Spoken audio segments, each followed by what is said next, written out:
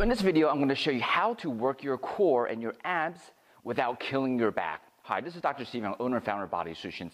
I've been motivated to shoot this video because on Facebook and on YouTube and on various websites, I've seen many videos of these really fit-looking girls and guys, typically in their 20s and 30s, doing all kinds of ab routines like your crunches and your bicycle twists and your leg lifts and your leg trunk twists, all with the premise of teaching you how to get your sort of abs, right? However, none of those approaches are healthy for you. They're not effective, and I'm going to show you why in this video. Okay, so let's break down how do you get killer abs without killing your back, right? So first we have to understand the concept of what's called spot reduction, right? So spot reduction. What does that mean? Well, it's a belief that you can actually burn fat from one specific area of the body. And so numerous research has shown that this is not possible. You see, if we were able to, burn fat from one area of our body, and let's say you tend to be extroverted, well, and you talk a lot, you would have the leanest jawline in the world, even if you're 200 pounds or 300 pounds or 400 pounds, right? Because your jaw muscles are constantly working as you're talking to people. So unfortunately, that is just not the case. Our body cannot selectively say, let's burn fat from just here, or just here, or just here.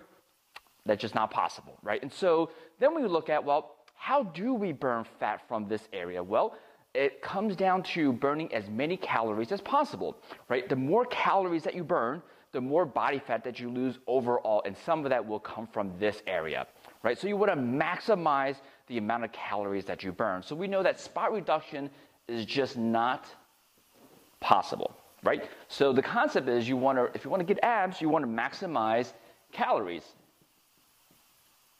burned, right? You want to maximize your calories burned. And so now let's look at how do we do that? Well, imagine this. All the sit-ups that you're doing, all the crunches, the bicycles, the leg lifts, the trunk twists, they're all designed to isolate a specific part of your abs, right? So you got your crunches to sort of work your six-pack muscles, then you're going to do your twists to work your obliques, and you might even do some side bends to work the sides, and then you might even do some back extensions to do the back. All of those things are designed to isolate one muscle at a time. How many calories do you think you're burning when you isolate a specific muscle? Well, actually, science has looked at this. So they did a research and they compared how long does it take to lose fat walking on a treadmill versus doing sit-ups. And what they found is that for every 10 minutes of sit-ups that you do, it takes about 1 minute of walking to burn the same amount of fat. Right? So sort of wrap your brain around that. Right? It takes 10 minutes of sit-ups to burn the same amount of fat as just walking for 1 minute.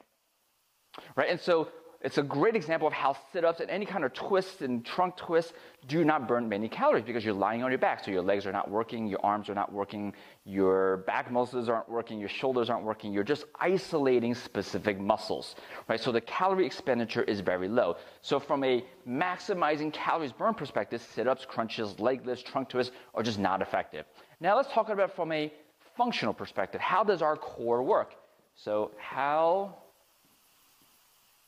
does your core actually work? Well, so how are these muscles designed in your body? Well, they're designed to support your spine. You see, your spine, when you move throughout the day, the goal is to keep your spine, have a model here.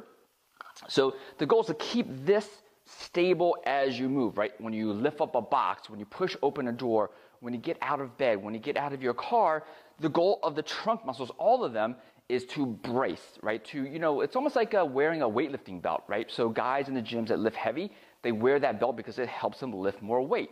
Well, our core muscles do exactly the same thing. You're sort of born with this natural weightlifting belt. And so the goal is to prevent the spine from shifting or twisting like this. Now imagine when you're doing sit-ups, crunches, leg lifts, bicycles, and all that stuff, what's happening is as you're moving your spine, you're basically rubbing your backbones, right? So you have these little joints here that rub.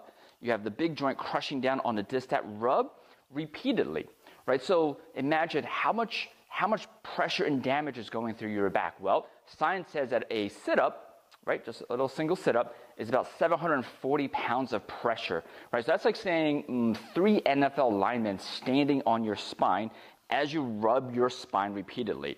And even worse, if you're doing bicycles, you're rubbing this way and you're twisting, much more rubbing through your spine.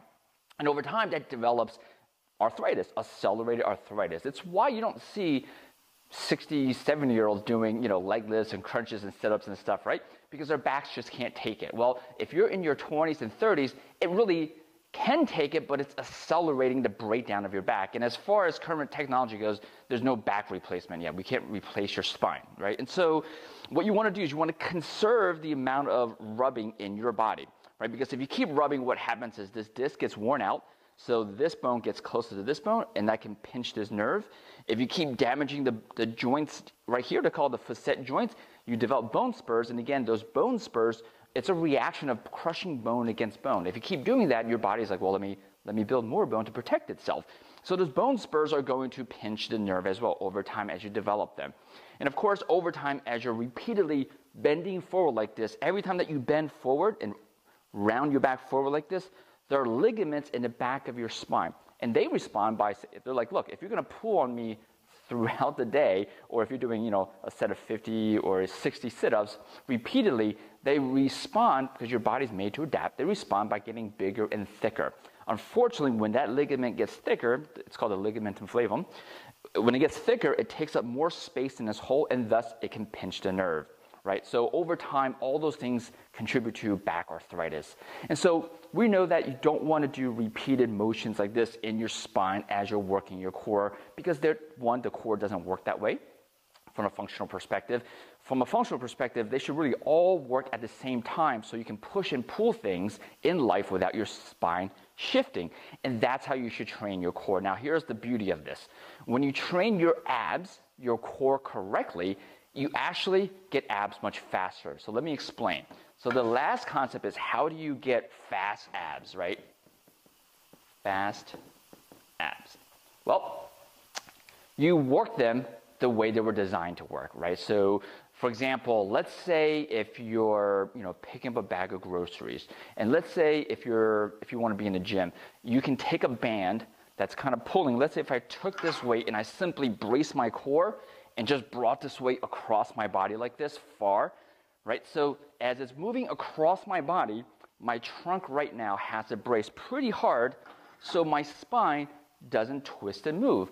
And now if I were to do that as I'm squatting and moving that weight across my body, my legs are working, my core is working, my shoulders, my back, so many muscles are working that you're gonna burn way more calories and you're working your abs, right? So proper ab exercises are disguised, right? They don't look like ab exercises. They look like leg, shoulder, back, chest, core exercises all at once. And that's the proper way to train your abs.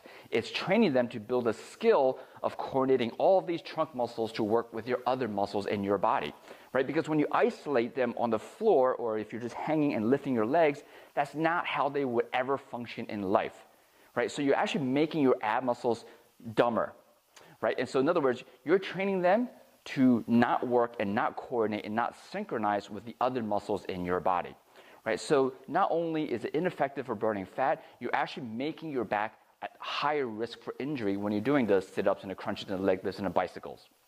All right, and so when you train with these functional exercises where the weight is moving across your body, or even imagine if you took a dumbbell and you bent over and you stood in a lunge position and you rode, that's a great core exercise, right? And so those exercises that work your core indirectly actually works them in a way that was designed for life. You're actually training them to be better skilled, right? So when you exercise for abs, for shoulders, for whatever body part, you want to keep in mind that there's a high skill component to movement.